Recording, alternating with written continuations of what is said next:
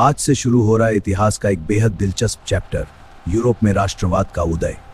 इस सीरीज में सबसे पहले आपको मिलेगा पूरे चैप्टर का आसान ओवरव्यू।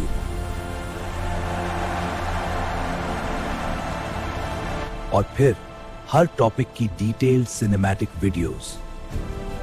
तो आज के इस पहले वीडियो में हम समझेंगे कि आखिर यूरोप में राष्ट्रवाद की शुरुआत कैसे हुई है और उसने इतिहास को कैसे बदल दिया। तो बिना टाइम वेस्ट किए चलिए शुरू करते हैं। एक ऐसी दुनिया की जहां आपका कोई देश ही नहीं था, सिर्फ राजाओं की जागीरें थीं और इंसान की पहचान उसकी मिट्टी से नहीं बल्कि उस पर राज करने वाले मुकुट से होती थी। सदियों तक यूरोप के आम लोग किसी राष्ट्र के नागरिक नहीं थे, वे सिर्फ प्रजा थे, ऐसे निरंकुश राजाओं की प्रजा जिनकी सत्ता ही उनका कानून थी। पूरा महाद्वीप युद्धों, भूख और सत्ता की लड़ाइयों में बंटा हुआ था। राजाओं के लिए सीमाएं बदलती थीं, लेकिन आम इंसानों की जिंदगी कभी नहीं बदलती थी। आज जिस जर्मनी और इटली को हम जानते हैं, वे तब सिर्फ छोटे छोटे राज्यों और रियासतों में टूटे हुए थे। एक भाषा, एक संस्कृति, लेकिन कोई एक राष्ट्र नहीं।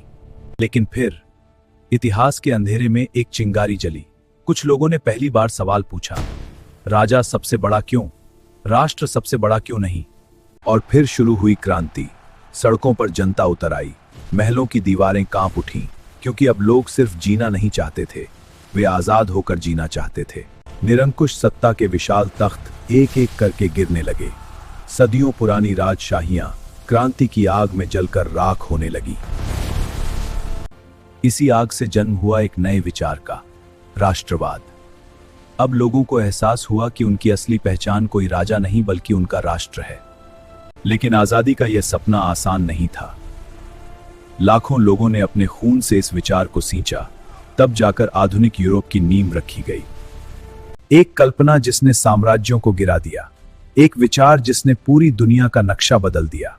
और इसी संघर्ष से जन्म हुआ आधुनिक राष्ट्रों के युग का।